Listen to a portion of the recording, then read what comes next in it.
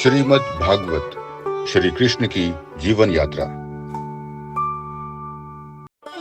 पुराणों के क्रम में श्रीमद् भागवत पुराण का 5वां स्थान है। इसको महापुराण भी कहते हैं। मैं वीरा आपके लिए एक बार फिर से लेकर आई हूँ श्रीमद् भागवत भगवान श्री कृष्ण की जीवन यात्रा। 10वें स्कंध को मैं आपको सुनाऊंगी, लेकिन उससे पहले मैं आपको कुछ और भी बताऊंगी। मैंने आपको पिछली बार बताया था ना कि वेद व्यास जी ने जब महाभारत लिखी तो उन्हें बहुत ही अटपटा लगा। वे बहुत चिंतित और परेशान रहने लगे और तब नारद जी द्वारा उन्हें बताया गया कि उन्हें कुछ सरस लिखना है और उन्होंने रचा श्रीमद् भागवत महापुराण, जिसमें भगवान श्री कृष्ण की पूरी जीवन की यात्रा है, जो हमें जिंदगी को कैसे जिया जाए ये सिखाती है और रस तो इसमें भरपूर है। श्रीमद् भागवत का जो 10वां स्कंद है वो सबसे ज्यादा सुंदर है, क्योंकि इसमें वो हर चीज है जो आपके दिल को खुश कर सकती है। जैसे कि इसमें कृष्ण जी की बाल लीलाएं भी हैं, उनका धीरे धीरे बड़े होना भी है, उनका जिम्मेदारियों को समझना भी है और उनका अपने दिमाग का सही इस्तेमाल करके सही फैसले लेना भी है। इसी के साथ साथ आपको एक कहानी सुनाना भी बहुत जरूरी है, राजा परीक्षित की कहानी। राजा परीक्षित अभिमन्यु के बेटे थे। जब पांडव अपना राज्य छोड़कर गए तो उन्होंने अपना सारा राज्य परीक्षित को सौंप दिया। एक बार परीक्षित शिकार करते करते जंगल में गए। वहां पर उन्हें बहुत तेज प्यास लगी। वो इधर उधर घूमने लगे। उन्होंने अचानक से एक ऋषि को वहां पर बैठे हुए देखा। वो ऋषि श्रृंगी ऋषि थे। राजा ने उनसे पानी मांगा, पर परीक्षित की बात वो सुनते कैसे, वो तो ध्यान लगाए हुए थे। इस पर राजा ने 1-2 बार उन्हें और आवाज दी, पर ऋषि ने कोई जवाब नहीं दिया। परीक्षित को बहुत गुस्सा आया। उन्होंने दाएं बाएं देखा और उन्हें थोड़ी दूर पर एक मरा हुआ सांप दिखाई पड़ा। उन्होंने उस मरे हुए सांप को लाकर श्रृंगी ऋषि के गले में डाल दिया और चले गए।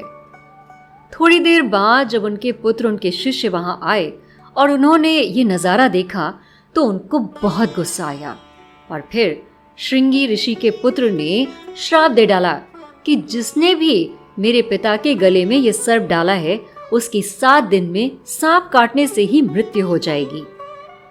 देखा, इसे कहते हैं कर्मा ऑलवेज कम्स बैक। राजा परीक्षित को जब ये पता चला तो वो बहुत डर गए। उन्होंने बहुत सोचा कि मैं ये 7 दिन क्या करूं जिससे कि मेरे सारे अपराध क्षमा हो जाएं। तब उन्हें सलाह मिली कि इन 7 दिनों का इस्तेमाल आप श्रीमद् भागवत सुनकर करिए। और इन 7 दिनों में उन्हें श्रीमद् भागवत सुनाई किसने? वेद व्यास जी के पुत्र शुकदेव जी ने। हालांकि उन्होंने इसे कंसाइज करके, समराइज करके सुनाया, क्योंकि 7 दिनों में पूरी भागवत होना संभव नहीं है। इसीलिए उन्होंने जब इसको समराइज करके 7 दिनों में सुनाया तो 7वें दिन तक्षक ने आकर राजा परीक्षित को डस लिया और उनकी मृत्यु हो गई। पर मृत्यु के साथ साथ भागवत सुनने की वजह से उन्हें मोक्ष मिल गया। तभी से श्रीमद् भागवत का महत्व और इसे सुनने का प्रचलन शुरू हुआ। श्रीमद् भागवत में 18,000 श्लोक हैं, 12 स्कंद हैं और जो 10वां स्कंद है उसमें 90 अध्याय हैं। वैसे टोटल तो 335 अध्याय हैं, लेकिन हम यहाँ पर बात कर रहे हैं 10वें स्कंद की, जिसे श्रीमद् भागवत का दिल भी कहा जाता है। अच्छा, 10वें स्कंध पे तो हम आराम से बात करेंगे, पर हमें ये भी पता होना चाहिए कि श्रीमद् भागवत के हर एक स्कंध में है क्या। जैसे कि पहला स्कंद, इसमें मेनली बताया गया है कि भक्ति क्या है, कैसे आप संसार में अपने दिमाग को सही रख सकते हैं। भक्ति और वैराग्य, इन दोनों का तालमेल आप अपनी जिंदगी में कैसे बिठा सकते हैं।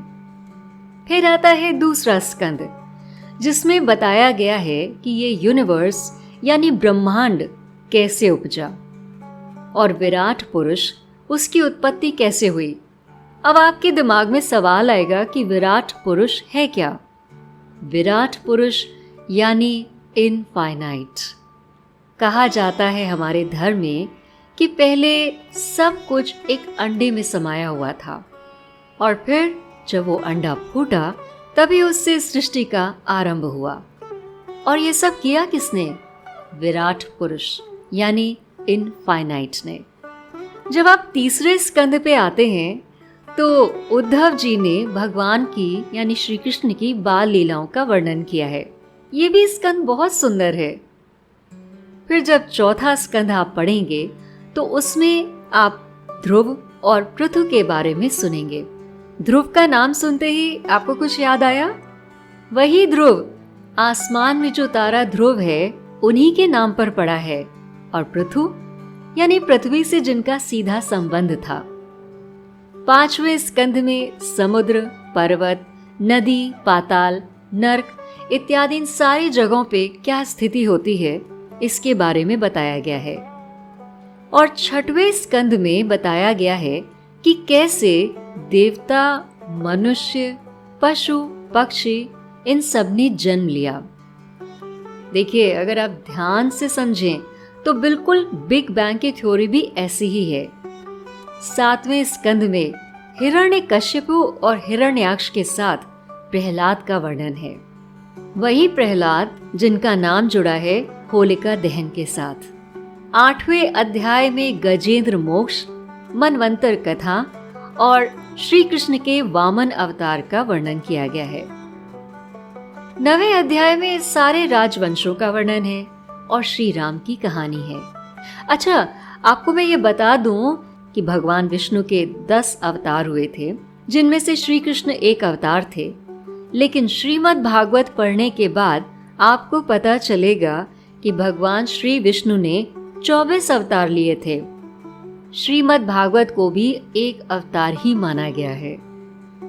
10वें स्कंद में भगवान श्री कृष्ण की ढेर सारी लीलाओं का वर्णन है और यही स्कंद सबसे बड़ा और सबसे खूबसूरत है, क्योंकि इसमें रस की कोई कमी नहीं है और ना ही इसमें ज्ञान की कमी है। पर जैसे ही हम 11वें स्कंद पे आते हैं तो श्री कृष्ण का वंश यानी यदुवंश का संहार कैसे हुआ इसके बारे में बताया जाता है।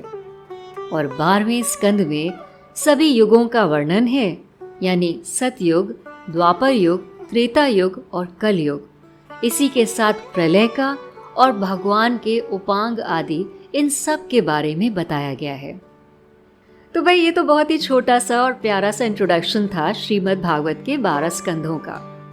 लेकिन अब जिस स्कंद को हम शुरू करने जा रहे हैं वो स्कंद 2 खंडों में बटा हुआ है, पूर्वार्ध और उत्तरार्ध। इस स्कंद में श्री कृष्ण जी के चरित्र का बहुत आराम से वर्णन किया गया है। पूर्वार्ध के जो चैप्टर्स हैं उनमें श्री कृष्ण के जन्म से लेकर के अक्रूर जी के हस्तिनापुर तक जाने की कथाएं हैं। और उत्तरार्ध में जरासंध से युद्ध, द्वारकापुरी का निर्माण, रुक्मणी जी का हरण, श्री कृष्ण जी का गृहस्थ आश्रम में प्रवेश करना, शिशुपाल वध, ये सारी कहानियां हैं जो श्री कृष्ण जी ने अपने जीवन में तय की। और इसी स्कंद में श्री कृष्ण और सुदामा जी की मित्रता की भी कहानी है।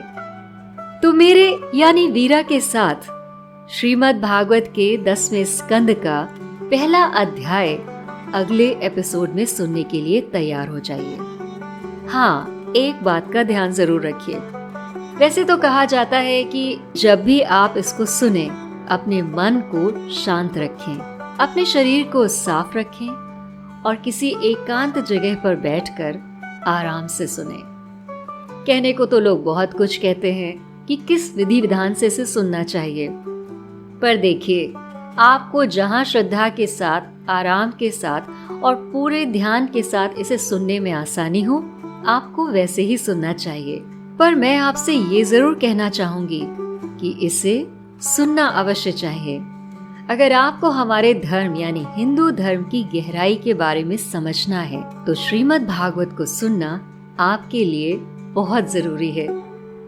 तो अगली बार मिलने तक अपने दिमाग को शांत रखिए और संतुष्ट रहिए।